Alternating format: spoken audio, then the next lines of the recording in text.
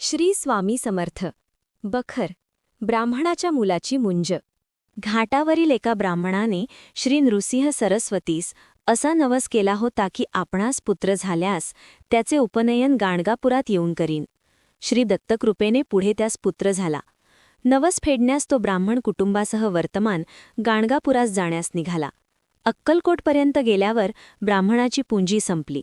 तेव्हा ब्राह्मणाने श्री स्वामी समर्थ महाराजांची प्रार्थना केली की आपणास गाणगापुरास जाऊन नवस फेडवत नाही तर आपण दत्त अवतार आहात, तर येथेच नवस फेडून घ्यावा. महाराजांनी मान हलवली. ते पाहून ब्राह्मणाला मोठा आनंद झाला. मग त्याला समर्थ कृपेने द्रव्याची मदत मिळून मुलाची मुंजही झाली. नवसाची सांगता झाल्याबद्दल ब्राह्मणास दृष्टांत रूपाने श्री दत्तांनी सांगितले. अक्कलकोटास हल्ली दत्तजयंतीचा व गुरुप्रतिपदेचा माघवद्य प्रतिपदेस उत्सव होतो. या उत्सवास अक्कलकोट संस्थानातून सालिना 300 रुपयांची नेमणूक आहे. गाणगापूर येथे भक्तांना अक्कलकोटास जाण्याविषयी दृष्टांत होत. त्यापैकी काही पुढे देतो. श्री स्वामी समर्थ. बखर, ठाकूरदास बुवा.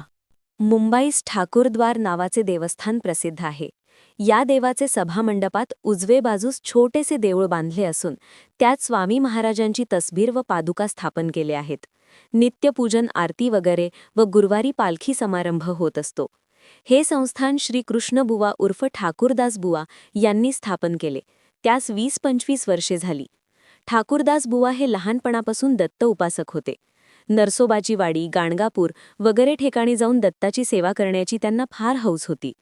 ठाकूरदास बुवा हे कीर्तन फार उत्तम करीत असत.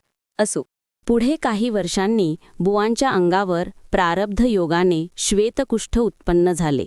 तोंडावर पांढरेपणा येऊन चेहराही विद्रूप दिसू लागला.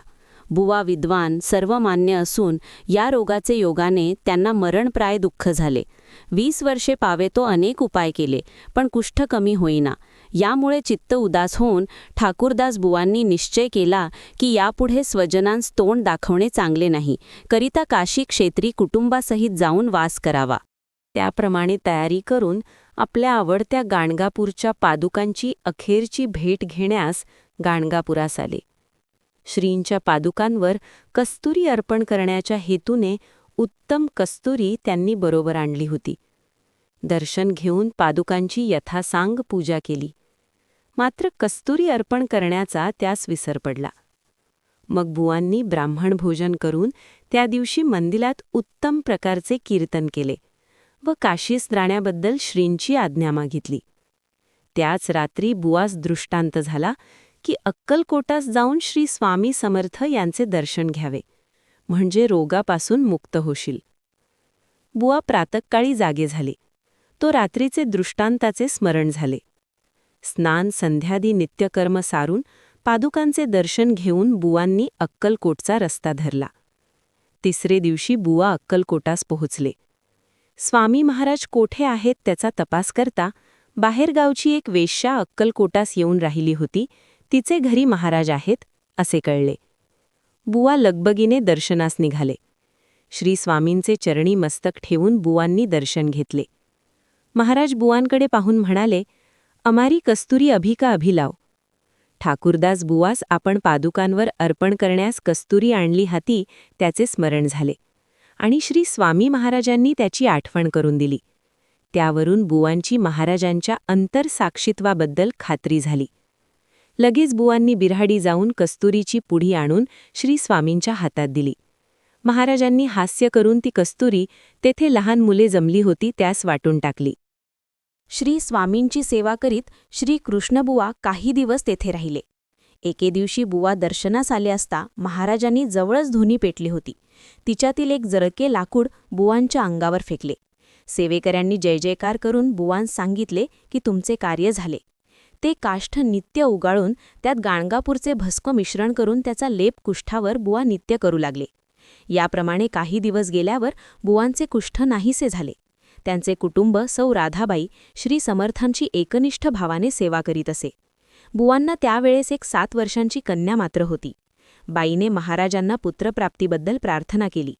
महाराजांनी आपल्या डोक्यावरील टोपी काढून बाईंच्या ओटीत फेकून दिली. बाईने महाप्रसाद समजून आनंदाने महाराजांना साष्टांग नमस्कार घातला. पुढे 12 महिन्याच्या आतच तिला पुत्र झाला. त्याचे नाव गुरुनाथ ठेवले. श्री स्वामी महाराजांच्या आज्ञेप्रमाणे गुरुनाथाचा व्रतबंधही अक्कलकोटास श्री स्वामी सानिध्यात झाला. शके 1972 साली माघ मासात अक्कलकोटास शिवरात्रीच्या दिवशी ठाकूरदास बुवा कीर्तन करीत असताना आपल्या डोक्याची भरजरी टोपी काढून गुरुनाथाच्या डोक्यात महाराजांनी घातली. पुढे ठाकूरदास बुवा श्री स्वामींचे पूर्ण भक्त झाले. त्या वर्षी गुरुप्रतिपदेच्या उत्सवात येऊन 4 दिवस अक्कलकोटास कीर्तन करून आनंद करीत असत. श्री स्वामी महाराजांच्या पादुका मुंबईस त्यांनी ठाकूरद्वारी स्थापन केल्या आहेत. ठाकूरदास बुवा हल्ली कैलासवासी आहेत, पण गुरुनाथ बुवा ठाकूरद्वारी श्री समर्थांचे भजन पूजन भक्तिपुरस्सर करीत असतात. ठाकूरदास बुवांचा कुष्ठपरिहार झाल्यावर ते हमेशा अक्कलकोटास येऊन श्रींजवळ कीर्तन व पूजन करीत असत.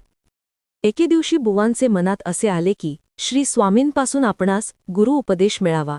असे मनात येताच महाराज फार रागावून म्हणू लागले की हमको कायकू सताता है, हम पंतोजी पण नहीं करता, गाठ के गुरु बाट के चेले हम करते नहीं देखे. पुढचे वर्षी बुवांनी निर्धार केला की मरण आले तरी पुरवले, पण श्री स्वामी समर्थांचा अनुग्रह भेटल्यान वाचून राहावयाचे नाही, असा निर्धार करून महाराजांसमोर बुवा उभे राहिले. तेव्हा महाराज म्हणाले, निकल जाओ, जूता मारेंगे. हे शब्द ऐकून बुवांचे मनात भक्तिविजयातील रामानंद आणि कबीर यांच्या गोष्टीचे स्मरण झाले. हे बुवांचे मनात येताच महाराज म्हणाले, तेरा कबीर झक मारता है, हम कुछ परवा नहीं राखते. हे शब्द ऐकून महाराजांचे अंतःसाक्षित्वाबद्दल बुवांस परम आश्चर्य वाटले व महाराज केवळ दत्तमूर्ती आहेत असा निश्चय करून अखेरपर्यंत त्यांनी श्री स्वामी समर्थांची सेवा केली.